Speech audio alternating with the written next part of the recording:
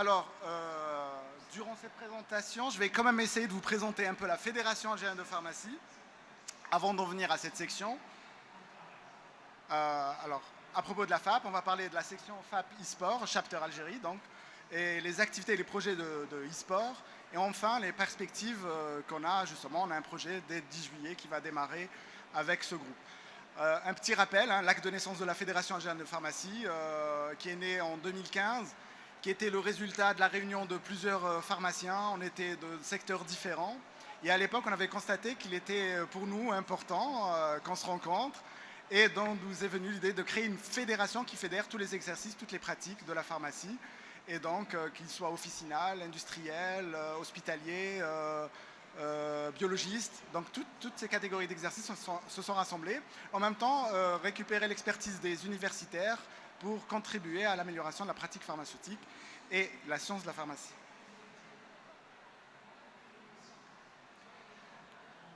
Alors, suivante. Alors, je vais vous dire rapidement les credos de la FAP. Hein. La FAP est une fédération, donc une société scientifique, hein. Donc c'est une fédération algérienne de pharmacie, caractère national, scientifique et à but non lucratif, comme toutes les sociétés savantes. Sa vision, c'est d'améliorer la santé et le bien-être des citoyens grâce à l'excellence de la pratique pharmaceutique.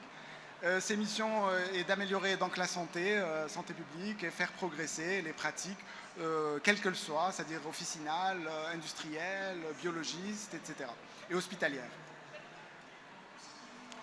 Alors, le plan stratégique de la FAP, juste pour un petit rappel, dire qu'un nouveau bureau exécutif est né en décembre 2020. C'est un bureau qui a vu l'élection de nouveau président, en l'occurrence professeur Boudis, qui va vous faire une présentation tout à l'heure. Et je me présente, je suis Mezao Yassine, secrétaire général, anciennement président de la section pharmacie hospitalière au sein de la FAP. Je suis secrétaire général au niveau de cette même fédération. Et donc la présidence de la section hospitalière est prise par Dr Chelroum. Et la présidence de la section biologie, c'est par professeur Salah Sofiane. Et industrie, c'est le professeur Al-Mouhab qui prend l'intérim en attendant la validation de sa présidence. Et donc ce nouveau bureau exécutif a un plan stratégique pour 2020-2030. C'est un plan qui vise à passer notre bureau vers le bureau suivant. Donc on a un scope qu'on a récupéré, c'est-à-dire ce qu'on a mis dans notre viseur, c'est de devenir une référence nationale dans l'expertise du médicament. C'est la prétention qu'on s'est fixée. Viser l'apprentissage et la formation, le développement de la capacité de tous nos praticiens, c'est ce que va présenter tout à l'heure le professeur Bouzis. Donc on a aussi un créneau sur la formation, donc on insiste pour développer des programmes de formation continue, avec toutes les catégories d'exercices. Donc on a vraiment créé une autonomie au niveau des catégories pour que justement, ils préparent à la carte leurs besoins et donc leurs besoins en formation. On a aussi une section recherche que je vais vous présenter tout à l'heure quand on fera l'organigramme général de la fédération. Et là aussi, on vise à aider et accompagner donc, éventuellement les étudiants en mémoire, mais également les thésards qui préparent des thèses, si on peut contribuer à les mettre en contact avec des laboratoires de recherche. Et enfin, on a un autre créneau que je n'arrive pas à lire, c'est...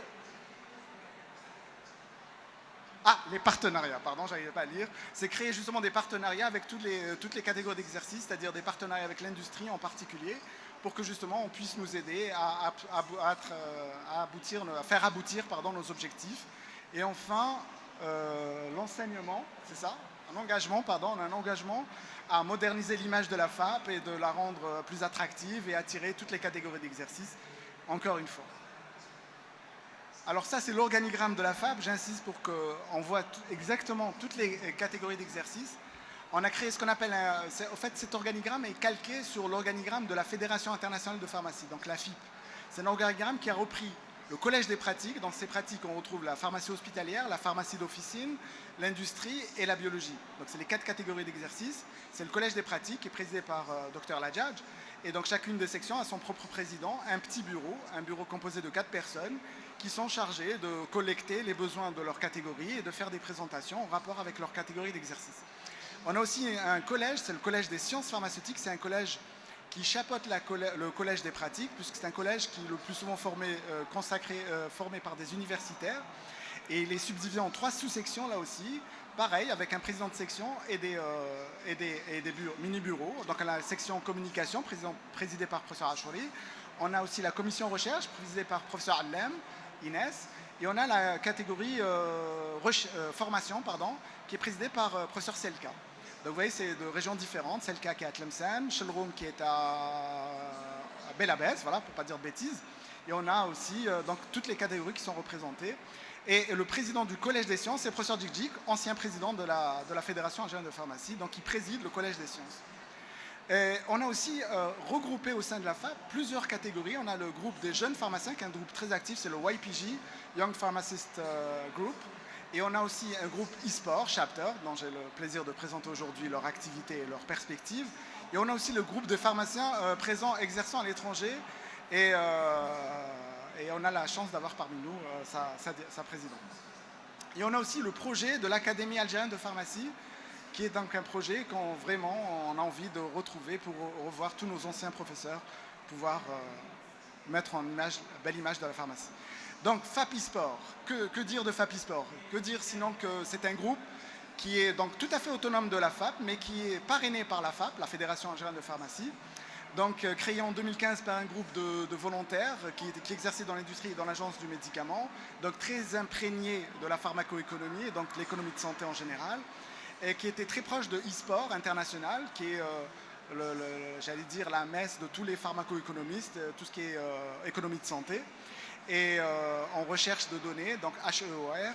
Donc cette multitude d'intervenants dans le secteur de la santé a fait que ce groupe a souhaité formaliser ça. Donc c'est un groupe qui, par la suite, ils sont retrouvés à 40 membres. Et ceux-ci souhaitaient formaliser ça, et donc ils ont formé ce qu'on appelle le groupe e-sport Chapter Algérie. E-sport Chapter Algérie. Le plan stratégique pour ce groupe, Chapter Algérie, c'était d'améliorer la prise de décision en matière de soins de santé, c'est-à-dire rechercher les stratégies de santé qui soient les plus favorables à les économies respectives, parce que c'est clair que d'un pays à l'autre, on peut avoir des choix de santé qui vont être forcément différents, puisqu'ils sont propres à l'économie de chaque pays. Donc avoir au sein d'un pays un groupe de personnes qui réfléchissent à cette stratégie économique de réflexion sur les impacts budgétaires de telle prise en charge de telle maladie, sera différente d'un pays à l'autre. Donc il est important qu'on soit totalement autonome et qu'on ait un groupe de personnes qui réfléchissent à ces stratégies-là. Donc le deuxième sacerdoce, j'allais dire, de ce groupe, c'est de faire progresser l'évaluation de l'économie, c'est-à-dire démocratiser ces programmes d'évaluation, c'est-à-dire vraiment rendre la chose réalisable au niveau des établissements de santé, à l'échelle des groupes d'officinaux, c'est-à-dire on peut faire un plan stratégique, voir quel est le coût de la prise en charge d'un diabétique, d'un hypertendu, sur une population régionale, sur une sous-région, etc. Et en même temps, faire des programmes éducatifs et de formation en lien avec la pharmacoéconomie toujours. Donc on n'est pas dans la clinique. Et enfin, encourager les chercheurs et les étudiants à réaliser des mémoires en rapport avec la pharmacoéconomie. Je suis aussi au niveau de l'Université d'Alger, donc la faculté département de pharmacie d'Alger. Et on voit de plus en plus, depuis 3-4 ans, des mémoires de fin d'année qui sont en rapport avec la pharmacoéconomie, encadrées par des personnes qui sont souvent de ce groupe e-sport, rattachés à des enseignants, donc qui sont entre autres professeur Boudis, professeur Dr Eddy Bell, enfin plusieurs enseignants qui sont très imprégnés par la pharmacoéconomie et qui donc font progresser cette science. Alors juste pour vous présenter le bureau e-sport Algérie, donc j'insiste, c'est un bureau tout à fait autonome de la fédération, qui est parrainé par la fédération. Donc la présidente, c'est Dr Bezaoucha Mourtaria, qui exerce au niveau de l'Agence nationale des produits pharmaceutiques, la NPP. On a aussi Dr Ben Hamida, qui est la directrice de la pharmacie au niveau du ministère de la Santé et de la Population et de la réforme hospitalière. On a l'ancien président qui est Monsieur Miloud, Kadar Miloud. Et on a le secrétaire général et trésorier, c'est Redouane Soualmi, que j'aurais aimé voir parmi nous aujourd'hui, je ne le vois pas. Et on a aussi donc le groupe des directeurs de recherche, qui sont chacun dans sa spécialité. On a Dr Issaoui, qui est pharmacien exerçant à l'étranger. On a aussi professeur Abnaout, qui est très impliqué dans le groupe e-sport, professeur en pneumologie, mais je dis véritablement très impliqué dans le groupe e-sport, chargé de la formation au niveau de e-sport. Et on a aussi Dr Loumi, qui est un industriel, tout comme Ardouane Soualmi. On a Dr Bourras, qui est au niveau de la NPP, et Dr Yenoun Kauthar, qui exerce aussi au niveau de la NPP, au niveau du secrétariat du comité économique. Donc c'est une personne ressource essentielle. Donc on voit réellement que ce groupe est très cohérent par rapport à ce qui s'est fixé comme objectif. Donc justement, je vais parler des activités et des projets de la FAP e-sport Algérie. Que dire là aussi sinon que e-sport organise régulièrement avec le congrès national de la FAP des ateliers qui lui sont propres et qui réellement s'intéressent à la pharmacoéconomie. On va le voir tout à l'heure quand je vais présenter l'historique des congrès de la FAP. Il a aussi un programme de mentorat FAP eSport, c'est-à-dire qu'ils ont un système, c'est-à-dire dans lequel on a un mentor qui va prendre en charge un étudiant dans le cadre d'une formation, d'une recherche, etc. Et c'est une forme de parrainage aussi. Donc c'est le programme de formation et d'éducation, là aussi, ils l'organisent régulièrement et ils font ce qu'on appelle un sondage de besoins de formation. Ils vont ensuite, par rapport aux décideurs ou éventuellement étudiants, préparer des programmes de formation. Et on essaie toujours à chaque fois de récupérer, j'allais dire, prendre bénéfice d'appartenir à eSport, c'est d'obtenir également des subventions par eSport International pour subventionner ce qu'on appelle la prise en charge, par exemple, des étudiants qui feraient une présentation et donc qui seraient pris en charge par eSport International pour faire leur présentation au moment du congrès international d'eSport. Et le soutien, bien entendu, professionnel des étudiants, ce que je disais tout à l'heure, par rapport aux mémoires de fin d'études qui portent sur la pharmacoéconomie.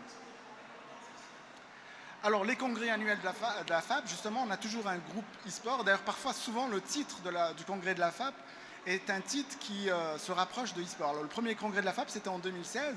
Et à l'époque, déjà, on parlait des défis de la mise en place de la HTA, Health Technology Assessment, et on voulait vraiment faire toucher du doigt nos décideurs à l'époque, qui était le ministère de la Santé, l'expérience internationale par rapport à ces HTA et dire l'impact que pourrait avoir d'introduire cette notion de HTA, High Technology Assessment, dans la prise en charge des nouvelles thérapies et donc dans la réflexion qu'il fallait avoir.